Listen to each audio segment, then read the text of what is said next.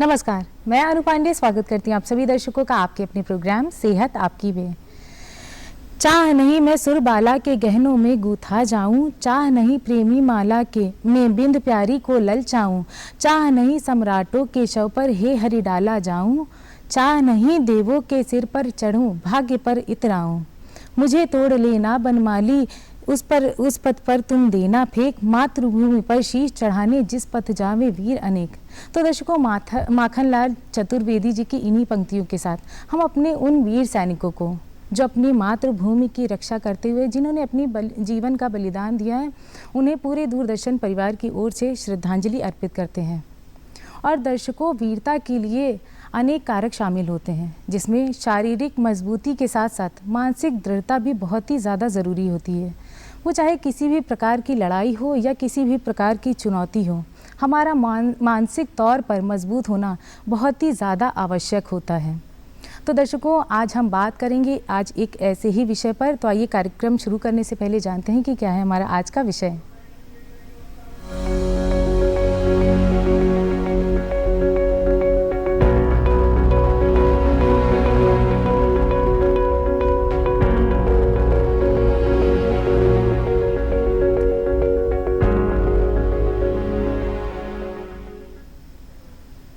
दर्शकों, हमारा आज का विषय है किशोरों में मानसिक समस्याएं, उनके कारण और निवारण। और इस विषय पर संपूर्ण जानकारी देने के लिए हमारे साथ मौजूद हैं डॉक्टर प्रवीण कुमार श्रीवास्तव जी, जो कि वरिष्ठ मनोचिकित्सक हैं बनामपुर हॉस्पिटल लखनऊ में। नमस्कार सर, आपका बहुत बहुत स्वागत है हमारे कार्यक्रम सेहत आपकी में। और दर्शकों, आप भी जुड़ सकते हैं हमसे और पूछ सकते हैं अपने प्रश्नों को हमारे डॉक्टर से। तो जल्दी से नोट कर लीजिए टीवी स्क्रीन पर दिए गए हमारे इन नंबर्स को, जो कि इस प्रकार से हैं 0522 4015 988, 0522 22057561 पर। तो सर, जैसे कि आज का हमारा विषय है और हम वर्तमान समय में देख भी रहे हैं कि ज़्यादातर लोग अवसाद से ग्रसित हो रहे हैं, ख़ास करके जो हमारे किशोर हैं, युवा हैं, उनको ये प्रॉब्लम ज़्यादातर देखने को मिल रही है। तो आखिर इसका कारण क्या है? एक बहुत अच्छा प्रश्न है। मानसिक रोग की समस्याओं में जो युवाओं में या बाल्यावस्था में जितना भी देखने को मिल रहा है, मुख्यतः अगर हम किशोरों की बात करें तो एक सबसे बड़ा जो प्रॉब्लम है वो एक है लेस कम्युनिकेशन। आपस में एक दूसरे से जो कम्युनिकेशन है, यानी बातचीत का एक दौर बिल्कुल समाप्त सा हो गया है। और एक इतना बड़ा गैप आ गया है कि अगर किसी भी एक किशोर को या किसी भी किशोरी को, किसी बाल्यावस्था में बच्चे को अपनी बात कोई कहनी है, तो वो एक अपनी बात कहने का तरीका ही भूल गए हैं कि हमें कहना कैसे है और किससे कहें।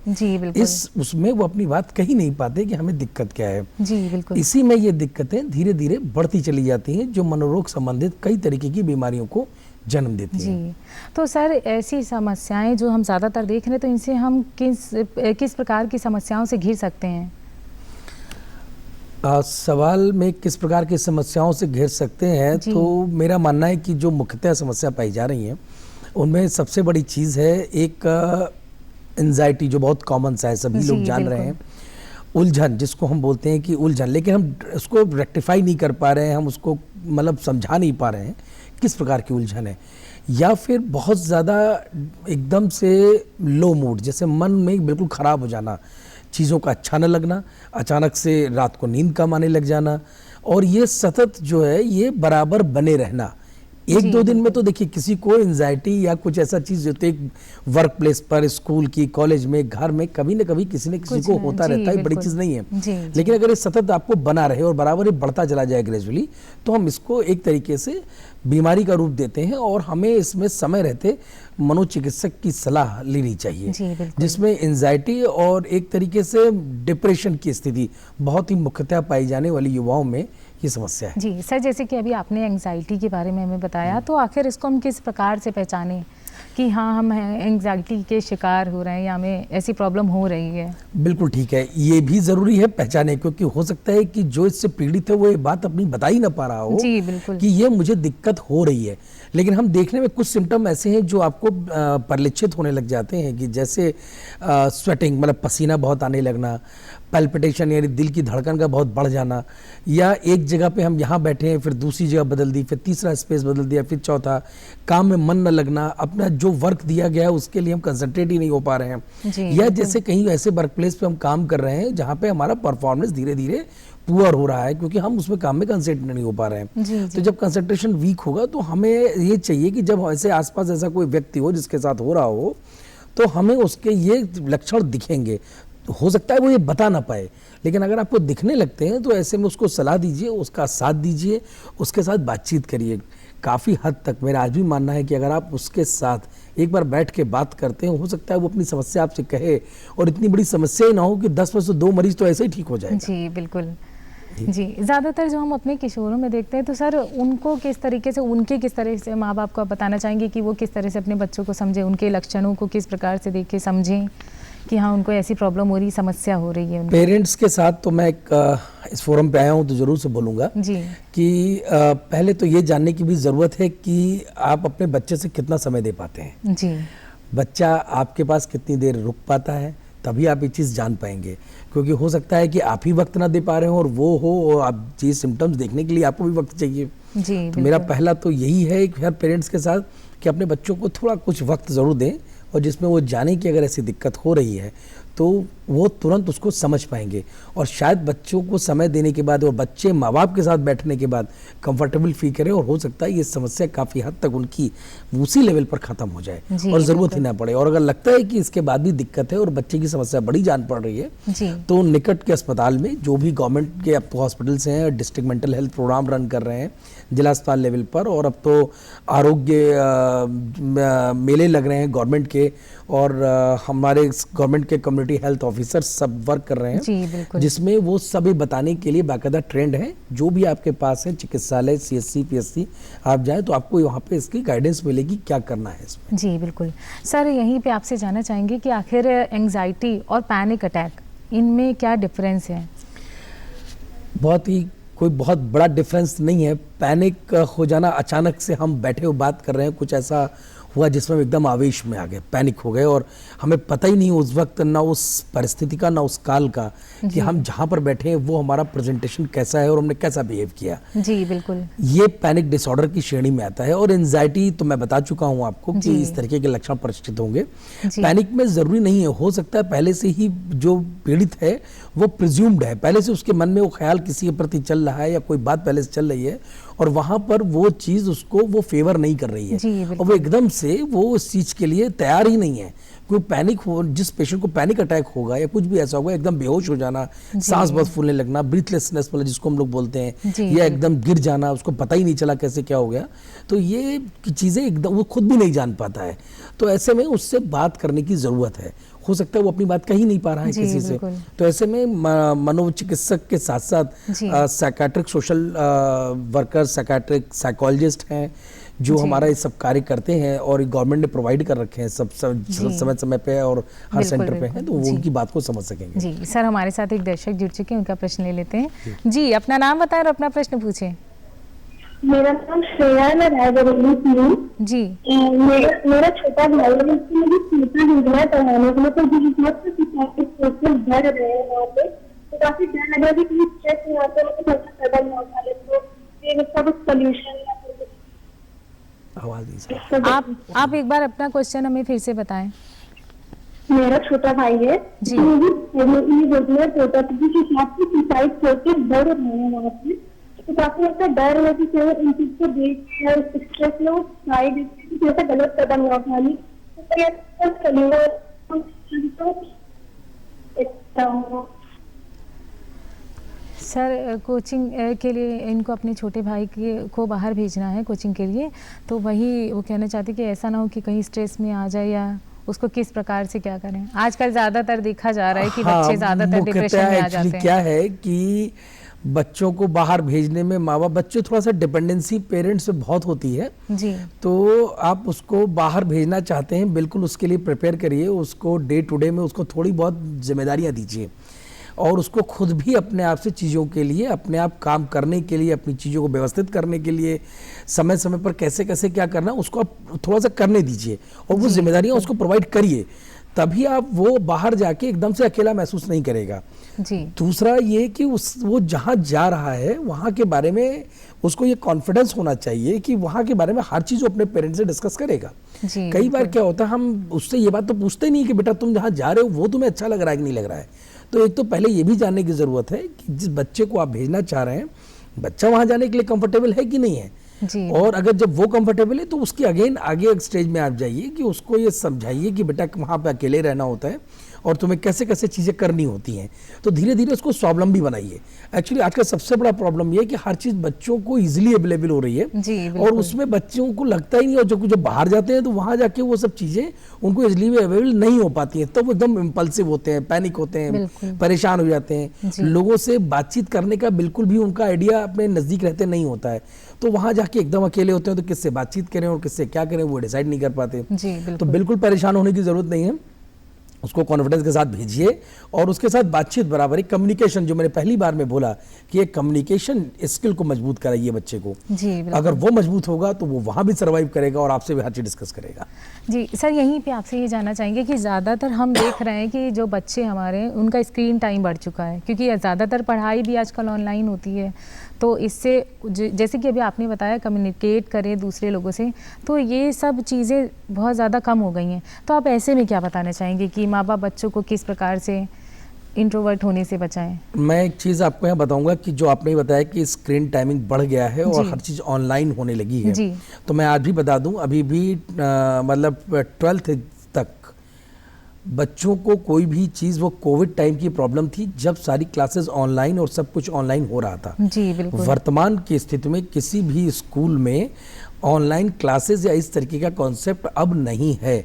हाँ, इंफॉर्मेशन और वो सब कुछ चीज़ें जो हैं वो पेरेंट्स के व्हाट्सएप पे शेयर की जाती हैं कि आज स्कूल का ये टाइम है या ये कोर्स है या ये आज ऐसा रहेगा, वो एक अलग चीज़ है। लेकिन कोई भी ऑनलाइन क्लासेस या किसी तरीके का बच्चों के लिए अब स्कूल नहीं कर रहा है, और अगर कहीं ऐसा है तो उसको आप पेरेंट्स को अपडेट करना चाहिए।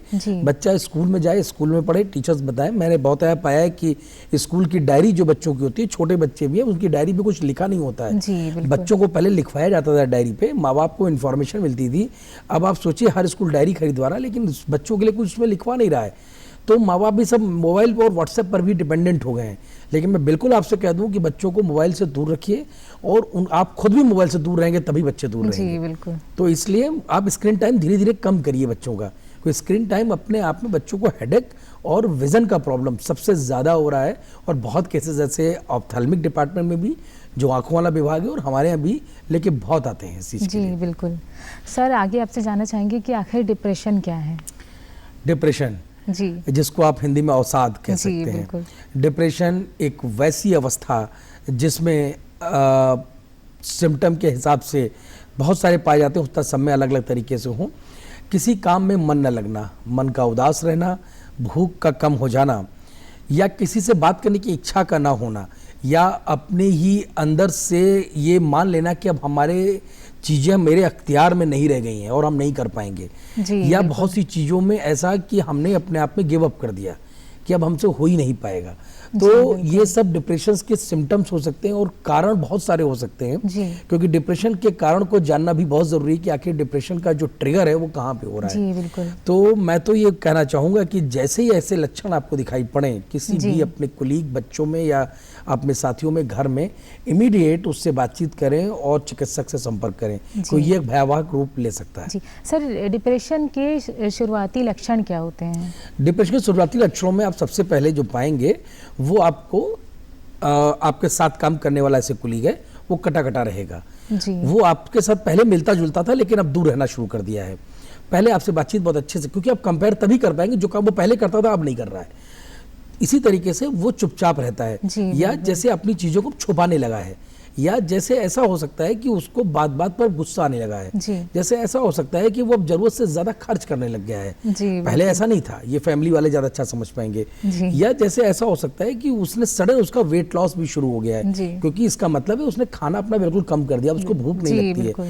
प्रॉपर नींद नहीं लेता है, रात में जग के बैठ जाता है, सवेरे भी दिन भर ऐसा अलसाया सा रहता है, देर रात बहुत देर में सोने की आदत सी हो जाती है, सवेरे भी आंख खुल जाती है लेकिन बिस्तर छोड़ने का मन नहीं करता है।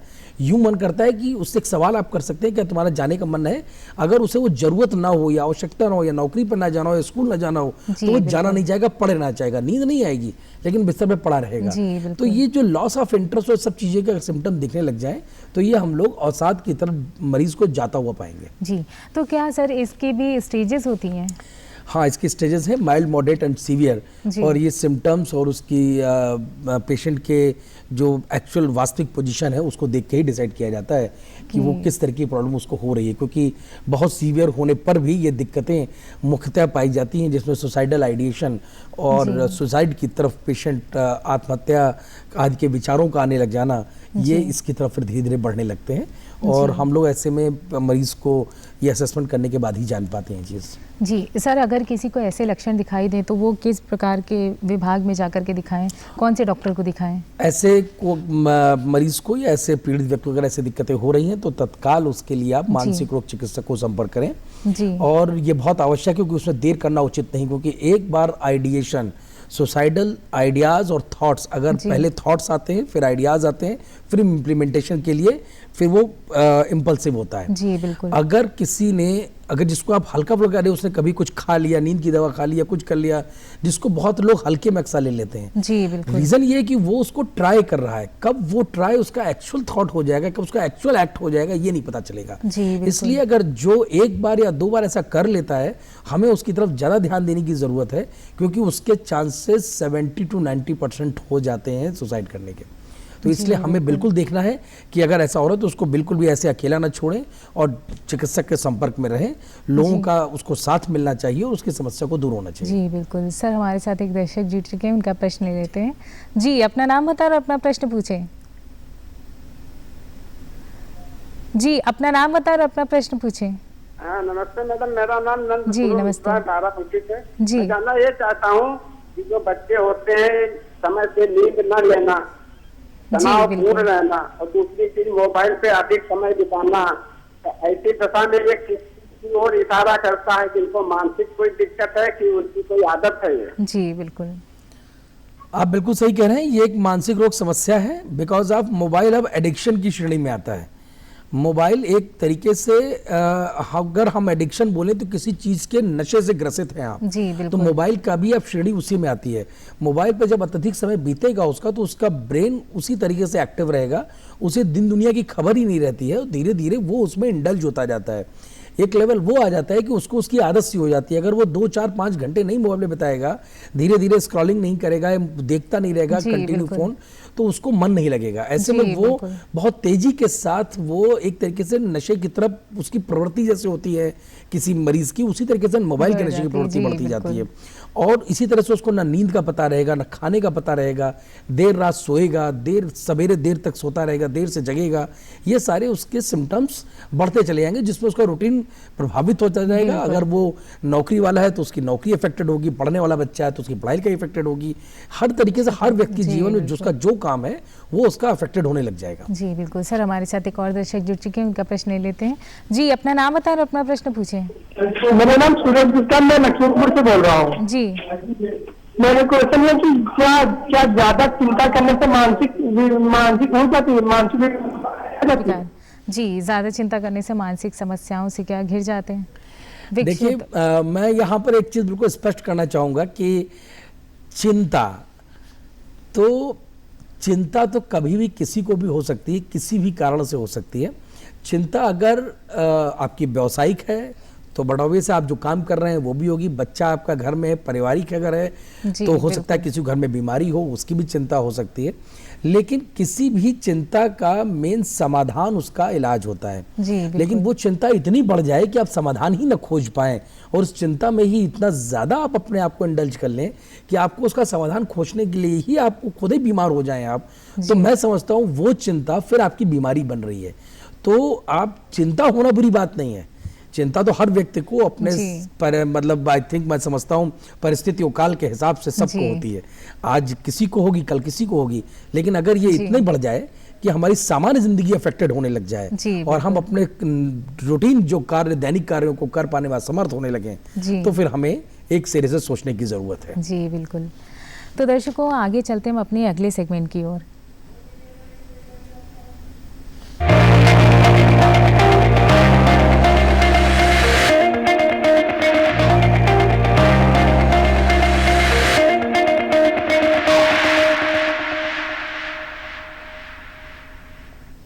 तो सर, चलते चलते आगे आपसे जानना चाहेंगे कि आप हमारे दर्शकों को ऐसे क्या टिप्स देना चाहेंगे, ख़ास करके हमारे किशोरों को, कि वो अवसाद और ये जो एंग्जाइटी वगैरह ऐसी समस्याओं से बचे रह सकें। मैं जो युवाओं से बोलना चाहूँगा, जो मैं अक्सर बोलता हूँ, जी बिल्कुल, ज़िंदगी में ज़रूरी नहीं कि जो हम चाहें वो हो जाए। जी, तो इसका मतलब ये नहीं कि कुछ हो नहीं सकता। जी, बिकॉज ऑफ कई बार बच्चे सामना इसलिए नहीं करना चाहते कहीं कोई ये पूछ न ले कि करते क्या हो। जी बिल्कुल, मैं आपको बिल्कुल फैक्ट बता रहा हूँ, अक्सर लोग ये एक्सेप्ट नहीं कर पाते। होता क्या है कि एक बहुत अच्छा सा है कि कोई अगर पूछ लेता तो उन्हें लगता है कहीं वो उनकी इंसल्ट तो नहीं करा रहा है या कहीं उनको ही अपने अंदर वो लग रहा है। तो मैं कहना चाहूँगा कि आप बिल्कुल लोगों से बातचीत करिए, आप जो कर रहे हैं उसको कॉन्फिडेंस के साथ करिए और किसी को ये बताने समझाने की ज़रूरत नहीं है कि आप जो कर रहे हैं वो अच्छा है या गलत है। पहले तो आपको लगना चाहिए कि जो आप कर रहे हैं वो सही है या गलत।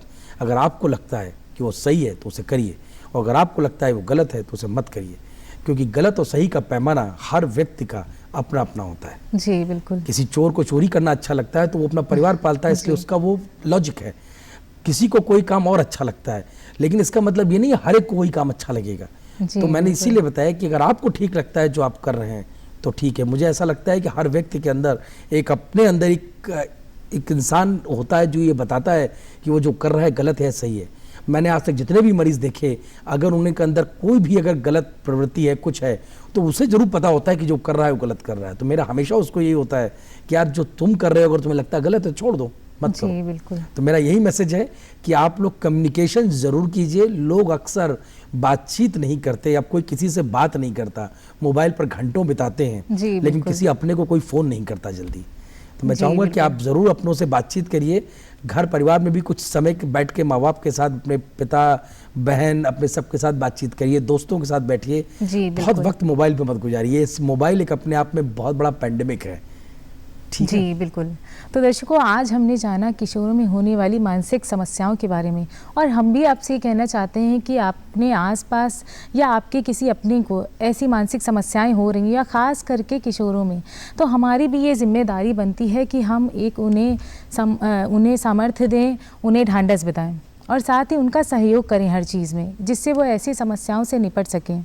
डॉक्टर साहब, आपका भी बहुत बहुत धन्यवाद हमें और हमारे दर्शकों को इतनी अच्छी और इतनी महत्वपूर्ण जानकारी देने के लिए। और दर्शकों, हम भी आपसे कहना चाहते हैं कि यदि आपके मन में हमारे लिए कोई राय हो, कोई भी सुझाव हो, तो आप हमसे कांटेक्ट कर सकते हैं हमारे सोशल मीडिया हैंडल्स पर।